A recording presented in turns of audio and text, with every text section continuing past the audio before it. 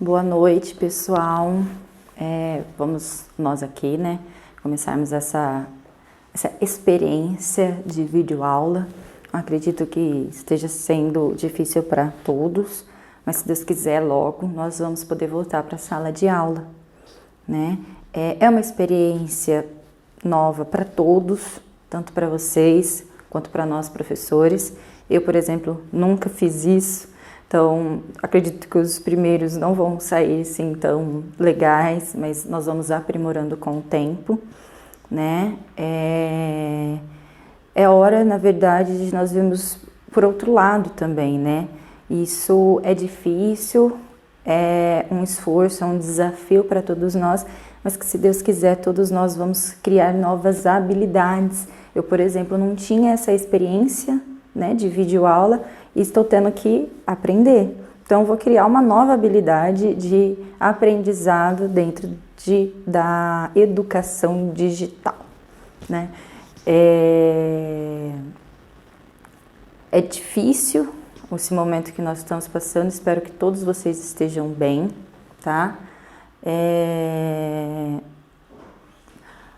Hoje nós vamos falar sobre alguns assuntos que inclusive dá para vocês tirarem de proveito tudo que nós estamos vivendo nesse momento, fazer uma análise desse cenário que nós estamos vivendo, onde todos falam sobre a economia, sobre as pequenas e médias empresas e tudo mais. Isso vai ajudar vocês bastante. Alguns já devem ter entrado lá no Google Class, já devem ter dado uma olhada. Alguns eu vi que meio que já responderam o questionário sem mesmo assistir a minha aula. Espero que tenham entendido, né? Mas o correto mesmo, pessoal, é vocês deixarem para responder esses questionários pós-aula quando vocês assistirem às aulas, tá? Eu vou postar as aulas somente no dia da aula, para que vocês possam realmente ser disciplinados, ficar disciplinados, né? E utilizar o horário em que vocês estariam na escola, para vocês sentarem na frente do computador ou na frente do celular e poderem estudar, tá? Eu sei que às vezes, como é EAD, eu quero fazer em qualquer momento e tal. Não, gente, vamos manter a nossa disciplina. Porque, se Deus quiser, a aula vai voltar, né, presencial. Então, a gente permanece com essa disciplina de estar presente na aula no dia e no horário dela, tá bom? Até porque é para vocês responderem os questionários, né, de uma forma que vocês realmente estejam entendendo o que vocês estão vendo. Se vocês responderem um questionário antes de assistir a aula, na minha opinião, não vai ser tão positivo, tá? Então, assim, dentro desse momento difícil da gente ter que se adaptar a essa nova forma, vamos fazer conforme manda aí o recado, né? Então, a aula de hoje é sobre a análise ambiental externa, né? O que é uma análise ambiental externa? É uma análise do ambiente. Qual ambiente, professora? Quando eu falo de externo, vamos lembrar lá da análise SWOT. O que eu falo quando eu estou fazendo uma análise externa na análise SWOT? Eu estou falando das ameaças e das oportunidades, correto? Então, é uma análise em que você vai conseguir enxergar um pouco mais aprofundado, tá? As ameaças do mercado e as oportunidades, tá bom? Essa é uma análise ambiental. Então, na análise ambiental, quando a gente fala disso, existem 5 forças das quais um estudioso da administração muito famoso, chamado Michael Porter, né, ele desenvolveu, tá? São as 5 forças de Porter. Então, assim, ele desenvolveu essa força e aí ele explica pra gente, ele abre um pouco mais o nosso horizonte quando nós vamos fazer essa análise ambiental. Geralmente, quando a gente faz a análise SWOT, quando nós estamos aprendendo, né, a análise SWOT, nós somos condicionados a pensar naquilo que a gente vê no dia a dia, tá? Na nossa vida, claro, não da vida talvez de um empresário e tudo mais. Então, nessas 5 forças de Porter, ele tenta explicar para nós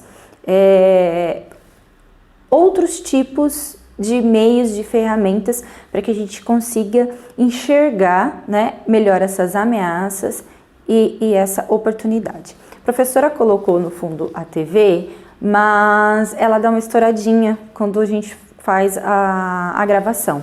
Mas pelo menos eu acredito que vai dar para vocês irem acompanhando. Então eu vou passando aqui para me ajudar, né? E vocês vão acompanhando aí, vocês podem colocar meu vídeo para correr e ir escutando ele e acompanhando pela apresentação, tá bom? Então aqui, ó, a gente fala que toda organização que deseja, né, obter um crescimento e perenidade, professor, o que é perenidade? Permanecer ao longo do tempo, tá? Deve obrigatoriamente realizar uma análise ambiental do externo, com o objetivo de identificar forças que possam afetar o seu crescimento, né? Não vamos, nesse caso aqui, confundir esse tipo de força que eu estou falando nesse momento com a força lá da análise SWOT. Não, isso nós estamos falando das forças que vêm de fora, do concorrente, da rivalidade do concorrente, do mercado, tá? É isso, não é aquela força da análise SWOT. Então, assim, identificar forças que possam afetar o seu negócio. Pode ter um cliente muito forte, né, que possa prejudicar o meu mercado. Possa estar vindo uma empresa nova, chegando algo novo, um novo produto muito forte, que possa afetar esse meu crescimento, tá ok? Aí nós vamos falar agora das análises de Porter. Então eu coloco aqui, a análise do ambiente externo através das 5 forças de Porter é um clássico da administração. Como eu falei para vocês, ele é um clássico, né? Uma pessoa muito conhecida dentro da área da administração. Então, ele fala que o centro dessas 5 forças o primeiro, é a rivalidade entre os concorrentes. Então, quando nós vamos falar de ameaças, de oportunidades, uma das primeiras coisas que vem na nossa cabeça é a concorrência, certo?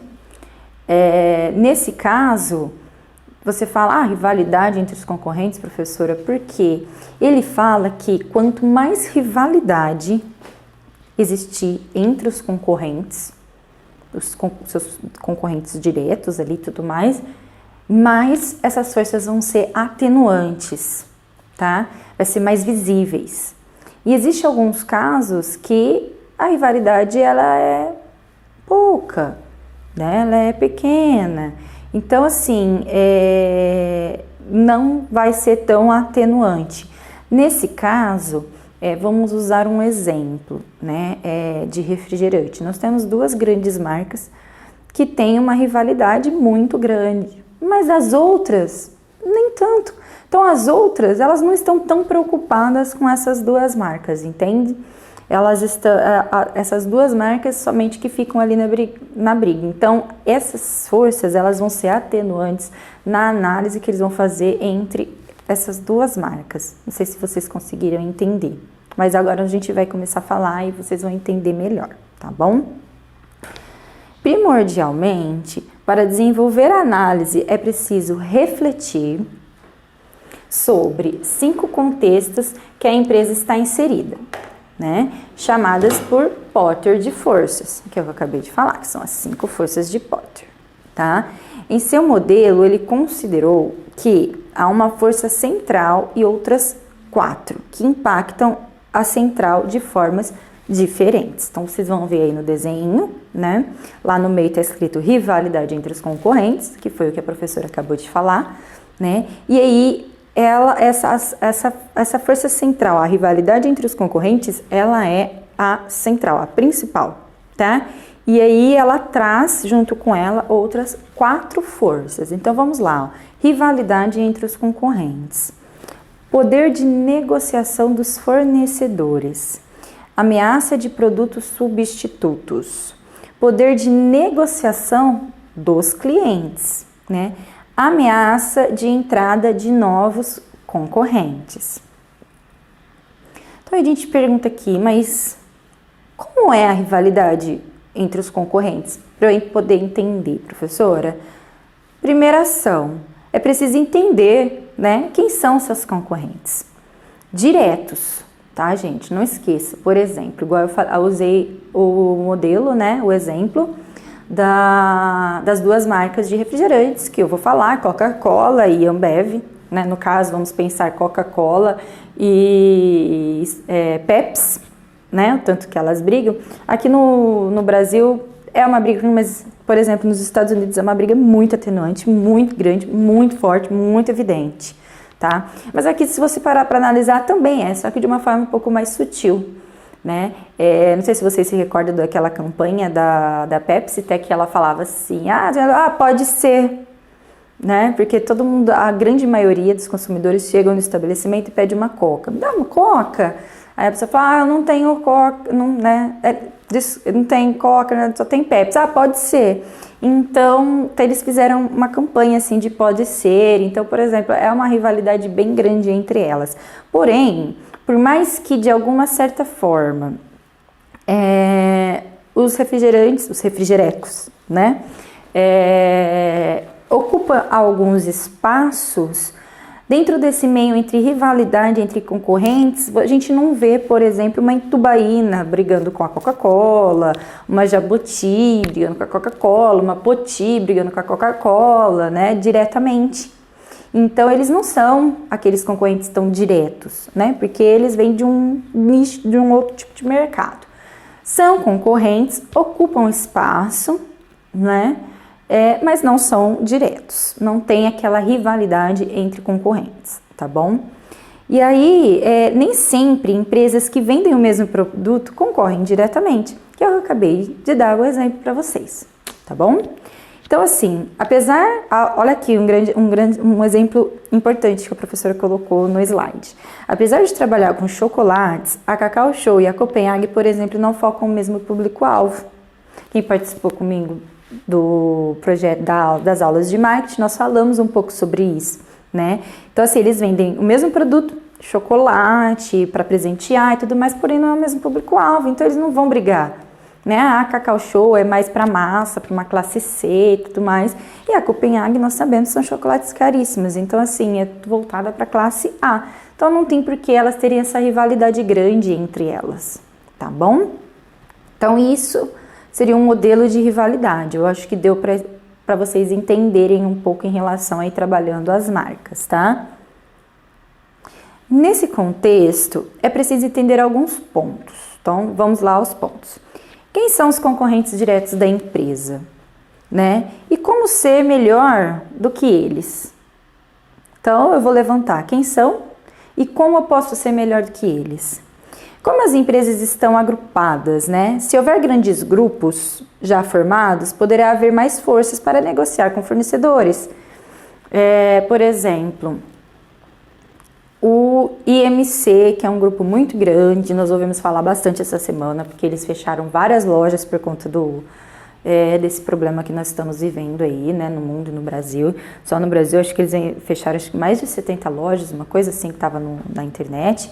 Eles são donos daquele frango assado, são donos da Pizza Hut e várias outras marcas, tá? Isso é um grupo de grandes marcas, tá? Então, quando você é dono de um grupo de grandes marcas, você cria uma força maior para você poder negociar com fornecedores, né? O meu poder de compra é muito maior, então o meu poder de negociação também fica maior, tá ok?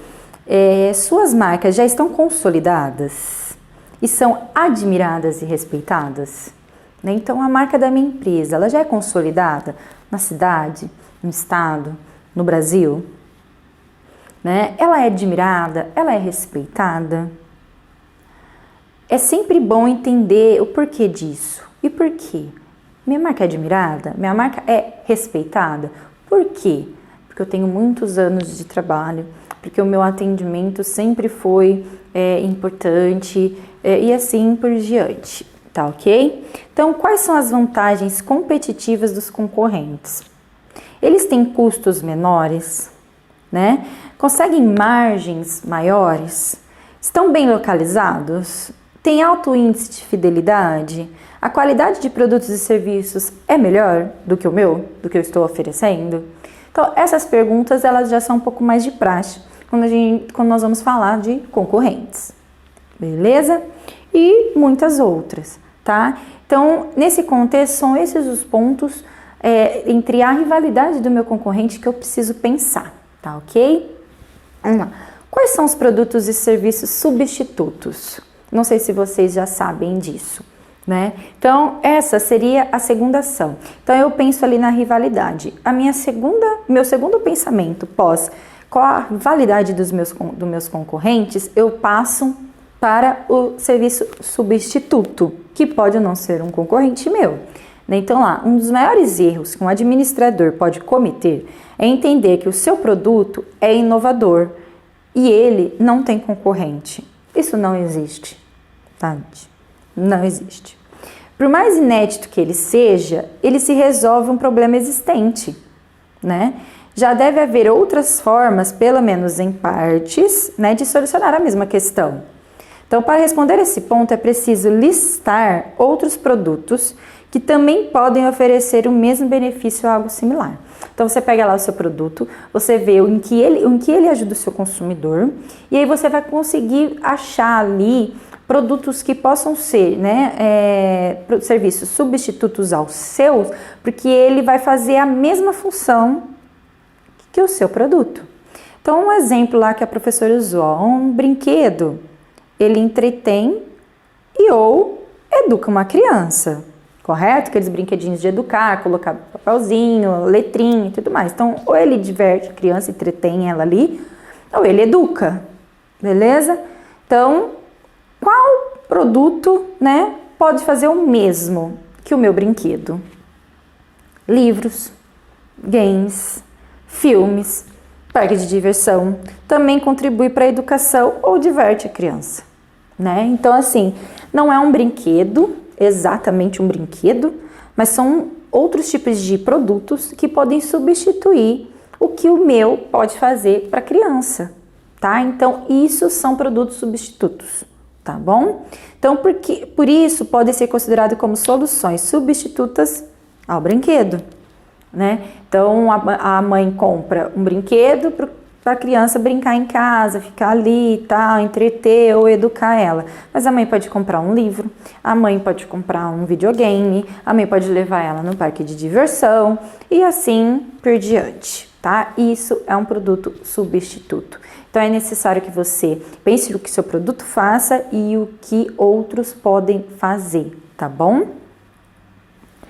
Qual é o poder de barganha dos fornecedores? Essa seria a terceira opção, tá? Se sua... Opção não, né, gente? Ação. Se sua empresa depende de poucos fornecedores, sobretudo se o fornecimento for de algo raro e difícil de encontrar, ficará à mercê das decisões deles sobre preços, prazos e níveis de qualidade.